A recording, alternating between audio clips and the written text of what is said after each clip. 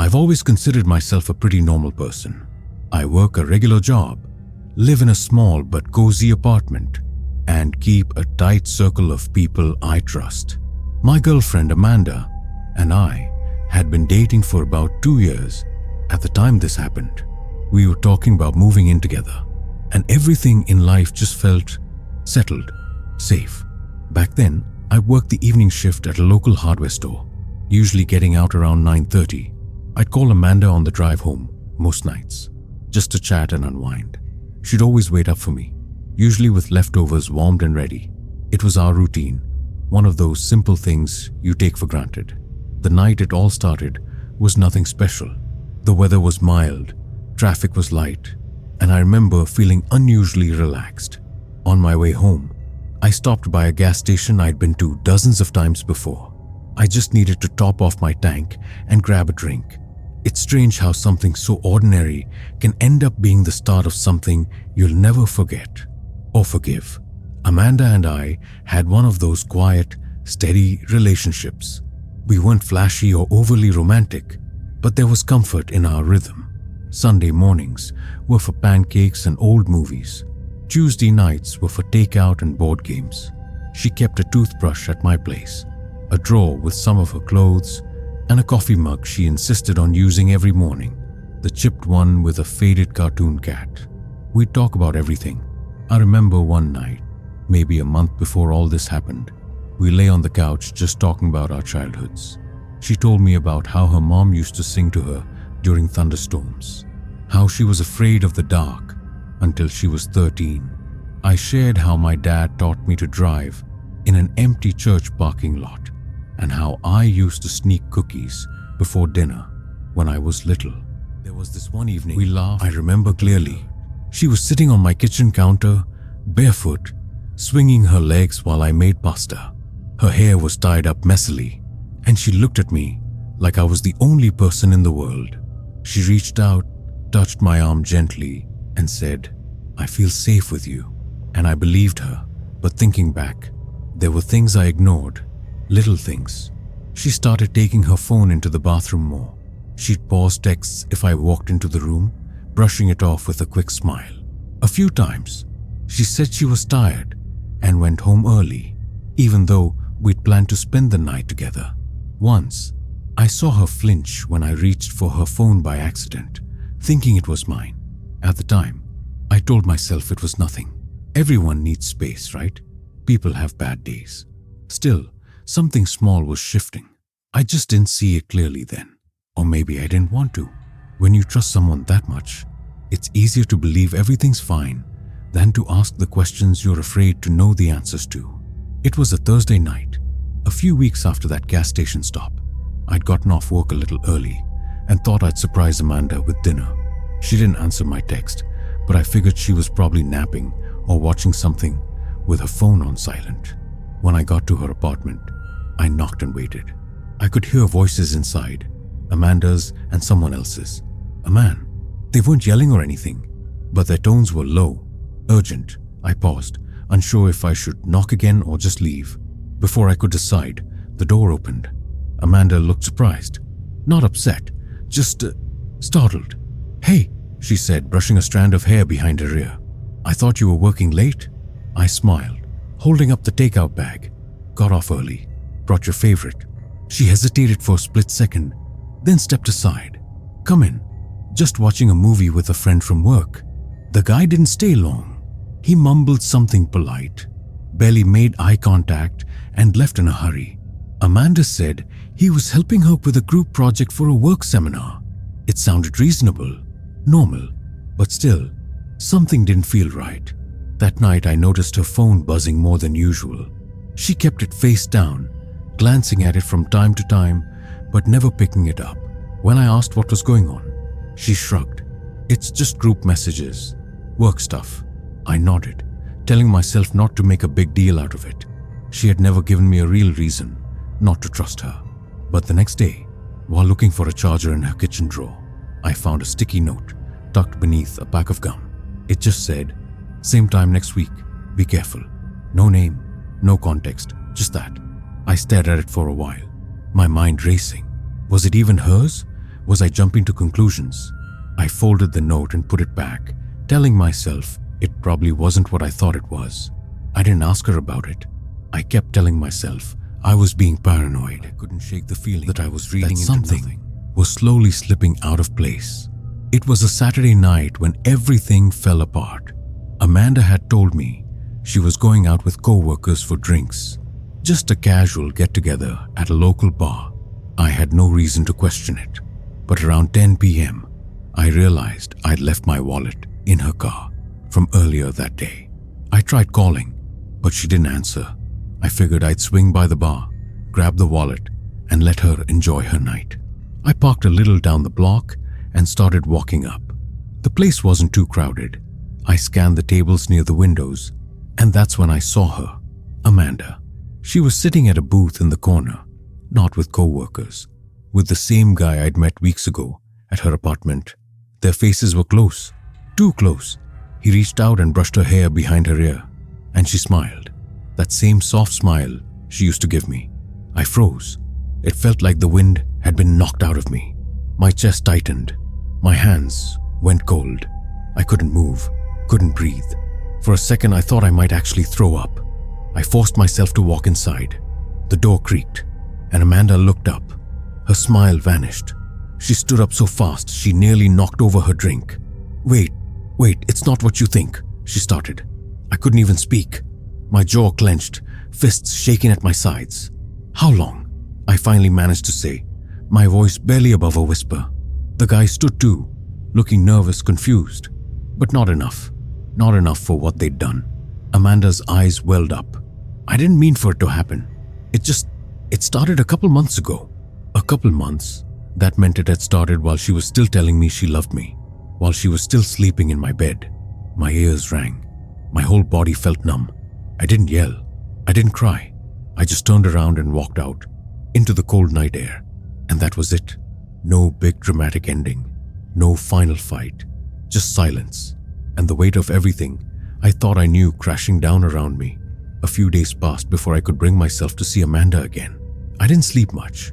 I'd lie awake staring at the ceiling, replaying everything, every laugh, every moment that had felt real. I kept wondering what was fake, what was honest, and why I hadn't seen it coming. She texted me a few times. Then she called. I didn't answer at first, but eventually, I agreed to meet. We sat across from each other on a bench at a quiet park, the same park where we used to come on weekends, sharing coffee and dumb stories. She looked tired. So did I. I'm sorry, she said, voice soft. I never meant to hurt you. I nodded slowly. But you did. She didn't respond to that. Just looked down at her hands, twisting the ring she still wore, one I'd given her on our anniversary. I was scared, she whispered. Things were getting too serious, and I didn't know what I wanted anymore. I felt anger rise in my chest. Not loud, fiery anger, but the deep, cold kind that settles in your bones. So, you decided to keep lying to me? Let me build a future with someone who was already walking away? She winced, and for a moment, I thought I might actually yell, but I didn't. I couldn't. I was too tired, too hollow. I trusted you, I said. I let you in. She nodded, and I messed it up. I know. There was a silence between us that felt louder than anything we'd said. And then I stood up. I don't hate you, I said, surprising even myself, but I can't forgive you. Not now. Maybe not ever. She didn't try to stop me. I walked away that day knowing it was really over. Not just the relationship, but the version of myself that had once believed we were unbreakable. The healing didn't come quickly. Some days I still caught myself thinking about her, wondering if things could have been different. But slowly, I learned to breathe again without her name weighing on my chest. And while the betrayal left scars, it also taught me something. Sometimes the people you trust most are the ones who break you. But it's what you do after the breaking that defines who you become.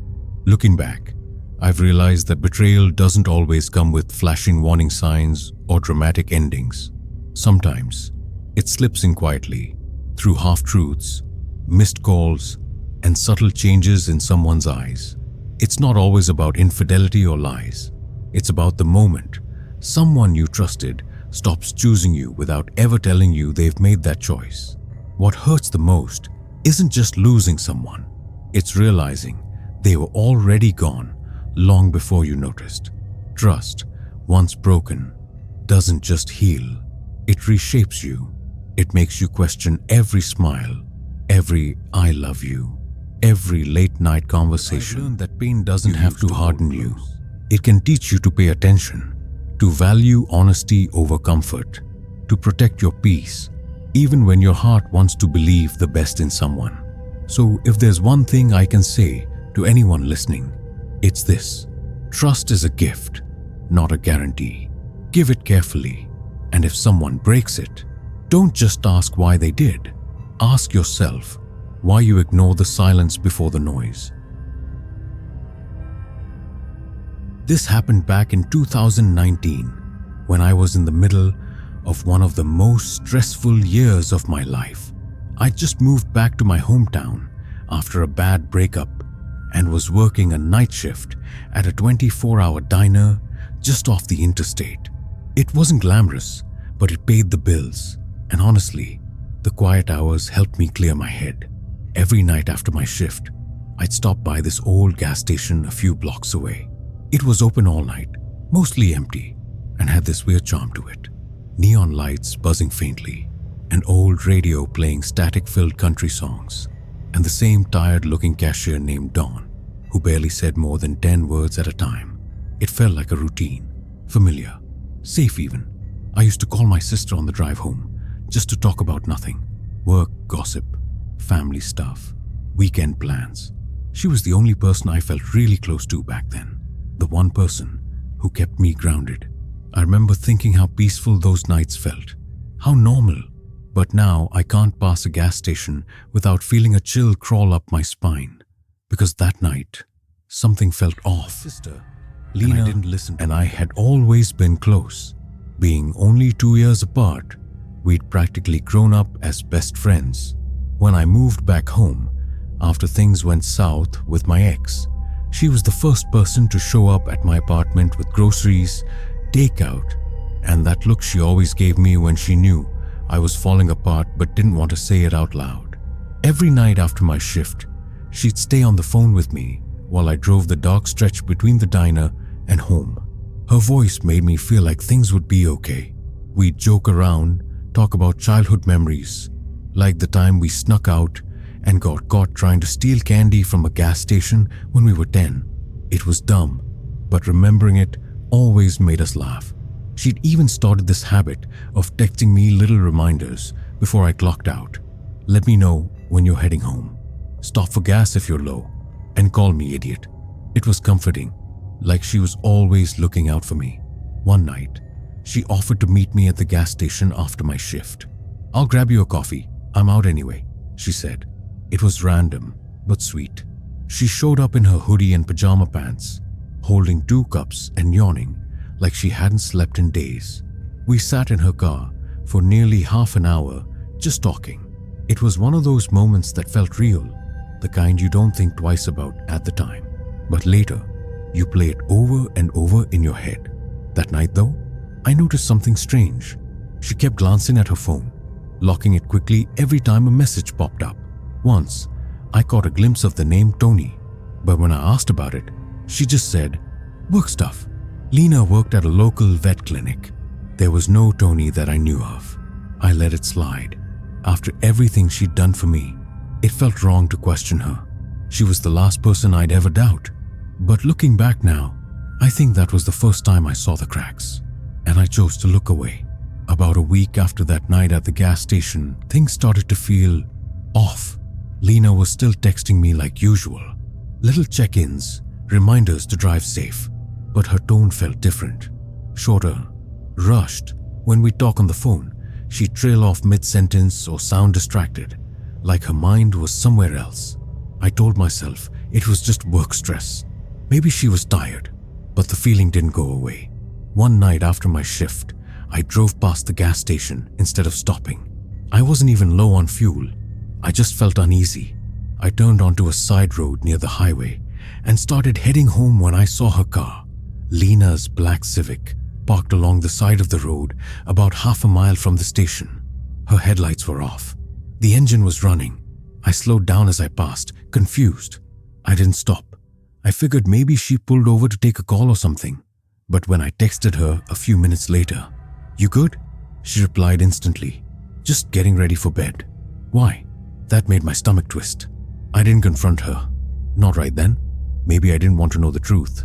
Maybe I thought I was just being paranoid. But after that, I started paying closer attention. The next few nights, she stopped calling me after my shift. Said she was busy. Said she was tired. One time, I drove past the gas station and saw her car parked behind it, in the alley, barely visible unless you were looking for it. I sat across the street for 15 minutes, heart pounding, waiting to see if someone else would come out and get in. No one did. Eventually, I convinced myself it was nothing, just weird timing. Maybe she was picking something up. Maybe she wasn't even there at all, and I was mistaking someone else's car for hers. I kept telling myself that because the alternative didn't make sense. Lena had always been the one person I could trust, the only one who'd never let me down. But the signs kept coming, and I kept ignoring them, until it became impossible to look away. I remember the exact moment everything unraveled. It was a Thursday night. I'd stayed late at work to help cover someone's shift. I didn't tell Lena. Figured she was too busy for our usual call anyway. Around 2 a.m., I stopped by the gas station just to grab a snack before heading home. The place was quiet, almost too quiet. The overhead lights flickered a bit, and there was this heavy feeling in the air, like the calm before something terrible. As I walked in, I heard laughter coming from the back. Not from the store, but from behind it. I stepped back outside, curiosity pushing past my better judgment. I walked quietly along the side wall toward the alley where the dumpsters sat. That's when I saw them, Lena and Don. She was leaning against the wall, his arm around her waist, laughing softly at something he whispered in her ear. Don, the gas station guy who barely spoke, who I'd waved to 100 times and never thought twice about. And Lena, my sister, looking up at him like my mind couldn't process what I was seeing.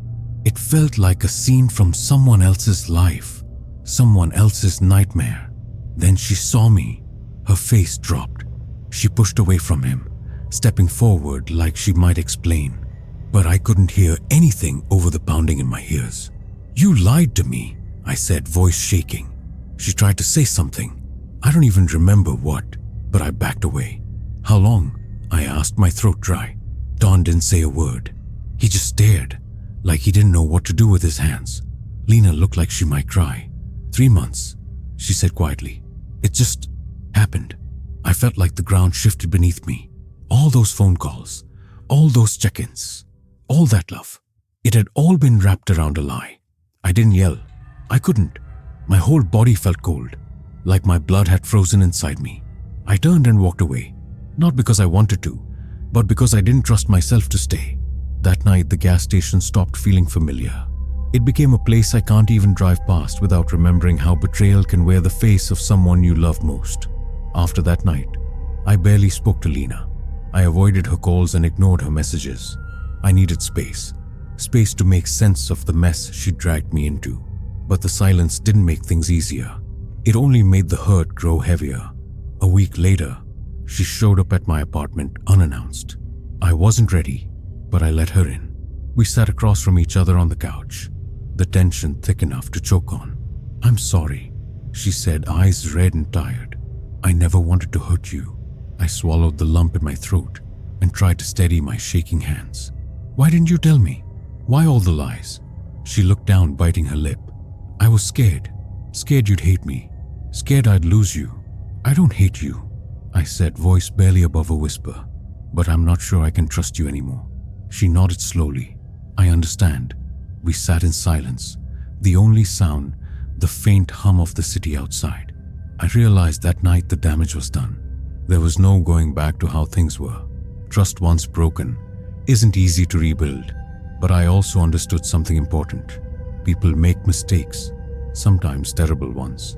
I didn't know if I could forgive her yet, or if I even wanted to. But I knew I needed to let go of the anger that was eating me alive.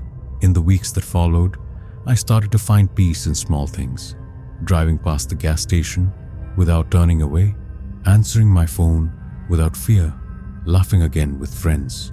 Betrayal left scars, but it also taught me to be stronger, to listen to my instincts, and to protect my heart, no matter how much it hurts.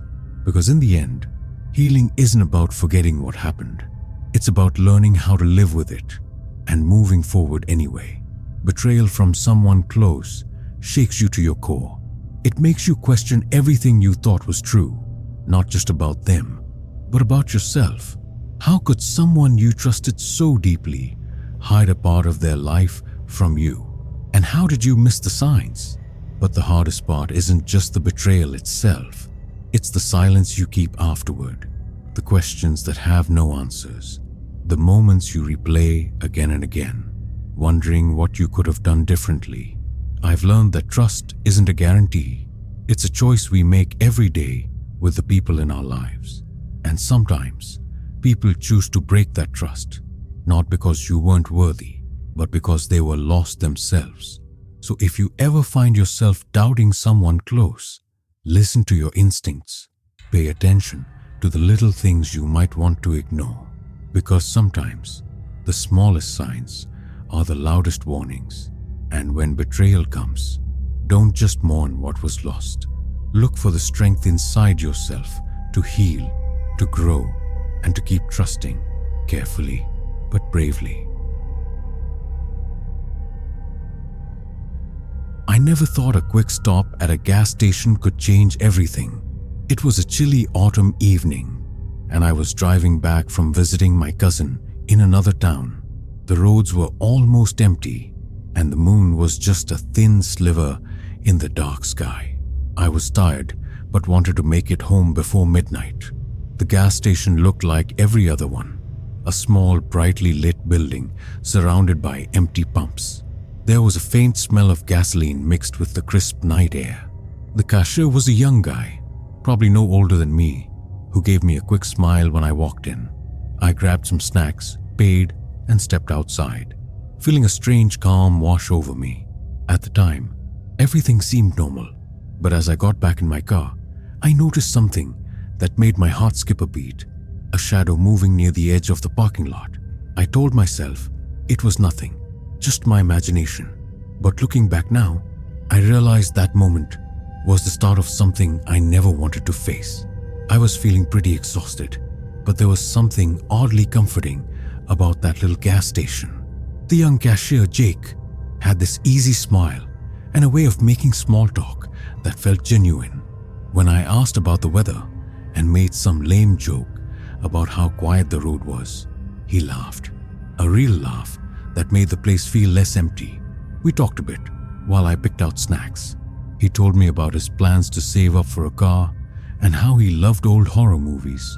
It was a simple conversation, but it felt good to connect with someone after a long day alone. Before I left, Jake said, "Hey, if you ever need anything late at night, just stop by. It gets lonely around here sometimes." His voice was warm, like he meant it. That night I kept thinking about how strange it was to feel safe in a place I'd never been before. The gas station lights buzzed softly behind me as I drove away, and I felt oddly reassured. Over the next few days, stopping at that gas station became part of my routine. I'd chat with Jake whenever I could, and sometimes I'd catch him giving me a look that made me smile, a look that felt like friendship, maybe something more, but something started to feel a little off. Jake would sometimes avoid my eyes when I asked about his day, or he'd get quiet when his phone buzzed. Once, I saw him step outside for a quick call, speaking in a low voice that sounded tense. I didn't want to jump to conclusions. He was probably just stressed about work, or maybe something personal. But those small moments began to creep into my mind. Still, I told myself to trust him. After all, he'd never given me a reason not to. After a week of my new routine, I started noticing little things that didn't add up. Jake was still friendly, but sometimes he seemed distracted, like his mind was elsewhere, even when we were talking. Once, I overheard part of a phone call he was having just outside the gas station. His voice was low, almost urgent. "I told you not to call me here," he said. "I'm trying to keep things quiet." I froze, wondering who he was talking to and what he meant by quiet. When he came back inside, I asked if everything was okay. He smiled, but it didn't reach his eyes. "Yeah, just some family stuff. Nothing to worry about." I wanted to believe him. I wanted to keep trusting this guy who had become a small but important part of my nights. But the unease wouldn't leave me. One night, I showed up a little later than usual and noticed his car parked at the back of the gas station. He was nowhere to be seen inside. I waited by the pumps for a few minutes, then saw him slip into a dark van parked nearby. The windows were tinted and the driver's side door shut quietly.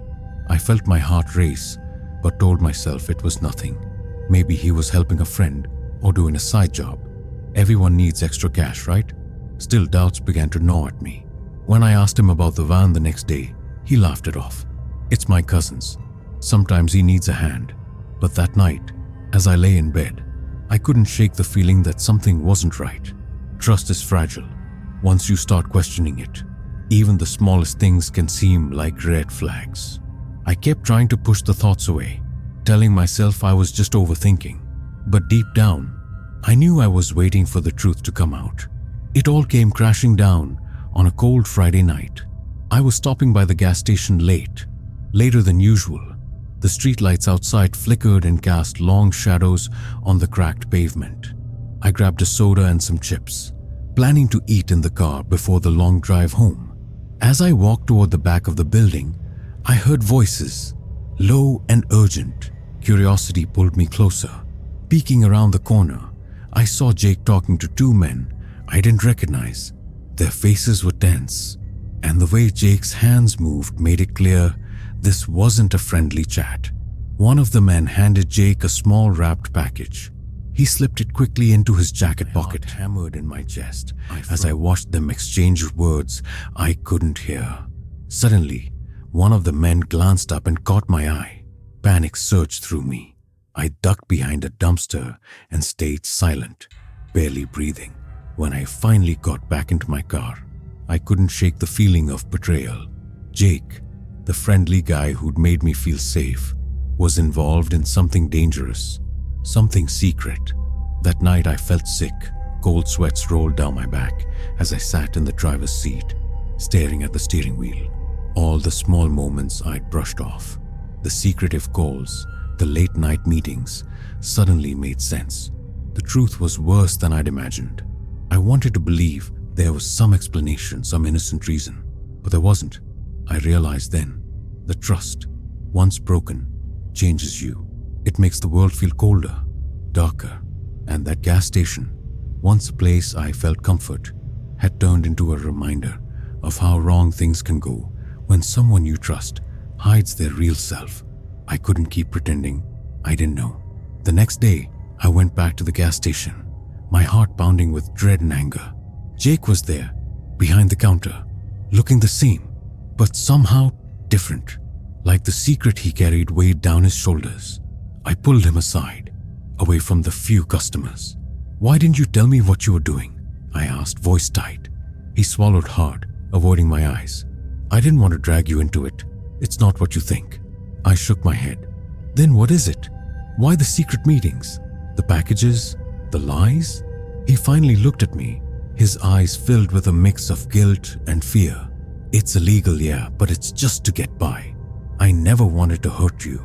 I felt my hands start to tremble. The betrayal was a punch to the gut, stinging raw. "I trusted you," I said, voice breaking, "and you lied." He nodded, unable to speak.